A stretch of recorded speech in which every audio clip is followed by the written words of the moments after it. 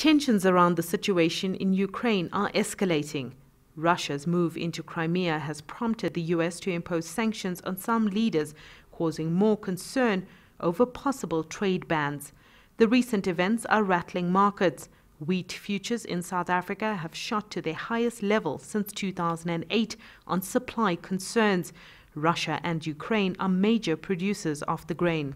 So you can expect those premiums from Europe and other places in the world to increase as there's more demand arising due to the non-supply of Ukrainian wheat. South Africa is the largest grower of wheat in sub-Saharan Africa, but local production is not enough to meet the country's needs, as the grain is used in several staple foods. As a result, South Africa imports 1.5 million tons of wheat annually. Russia and Ukraine are South Africa's two largest suppliers of cereal, accounting for 36% of all imports. We produce, roughly, let's say 2 million tons, maybe 2 million tons, just short of that. They've produced 21.4 million tons this current season, and they will exporting roughly about 7 million tons. There's also some other African countries that I've noted that are importing, like Tanzania and Mozambique. They've also imported from Ukraine, so they also will be forced now to look at other sources. Wheat futures on the market have already shot up to 6-year highs. If the situation in Ukraine gets worse, there's no doubt that the impact will soon be felt by retailers here in South Africa. And for consumers, it means paying more for basics like a loaf of bread. South Africans consume 820 million loaves of bread annually. Some retailers say they're already seeing a tick-up in the price of flour.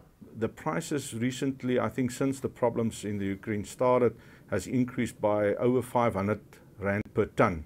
Now, if we put that into like a loaf of bread, you talk about 33 cents a loaf of bread. So it's quite substantial. Adverse weather conditions in the United States are adding to the supply concerns. This current season in the Northern Hemisphere, America also experienced some drier conditions. So they haven't got a full crop available for exports either. And that is what put some pressure on the world stocks. Industry players expect to see price increases on a range of consumer goods in the next few months. With food inflation also creeping in on the back of a weaker rand, South Africans will have to dig deeper into their pockets. Sumitra, Nydoo, CCTV, Johannesburg. Let's expand this conversation now. Andy Saputra is in the Ukrainian capital of Kiev. CCTV Sumitra Nydoo is live in Johannesburg tonight. Sumitra, let's start with you. What exactly is the supply and demand situation here with regard to South Africa, given the jump in prices and the problems in the Ukraine? Well, Rama, obviously these are just concerns at this point. Of course, the weaker rand and the fact that wheat futures have jumped up doesn't sit well at the moment. Of course, wheat being used in most staples in the country. At the moment, we are on track in terms of domestic supplies. If you look at the 2013 crop, which is being harvested now, it's in line with expectations. According to Grain South Africa, the estimated final production of wheat is just over 1.8 million tons this year.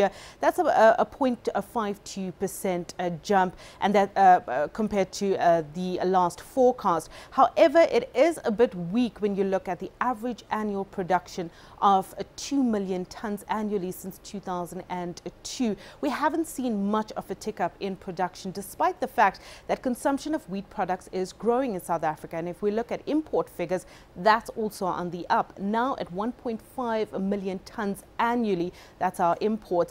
Any threat to supply will have a huge impact for South Africa. We are very big consumers of bread and cereals. These are staples, so it's not good news for retailers and for consumers.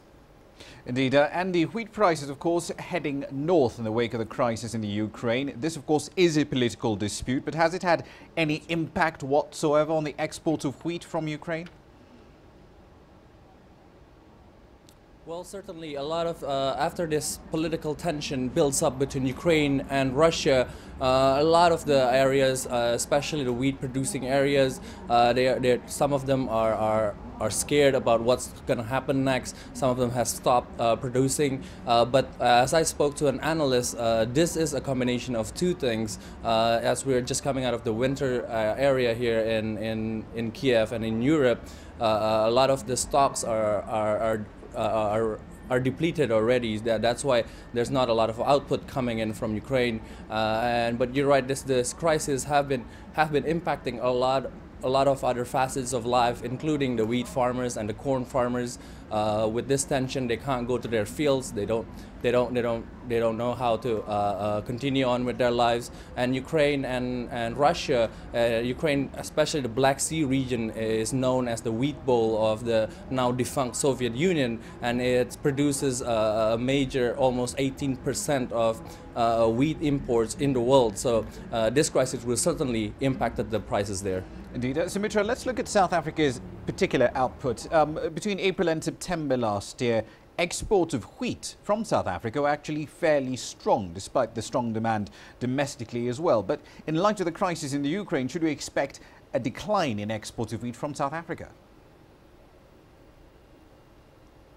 Well, it's hard to tell at this stage, as farming depends on a number of different factors, the weather being the most important. Farmers in some parts of the country, like in the Free State, were struggling late last year with very, very hot conditions. So many planted quite late. Now we've had abnormal patterns of rain. We've had the most rain in 14 years in just the last few weeks, which is also a problem as the land becomes soggy and crops can rot, and it's not great for planting. So it's really about having the correct weather condition to get the best harvest.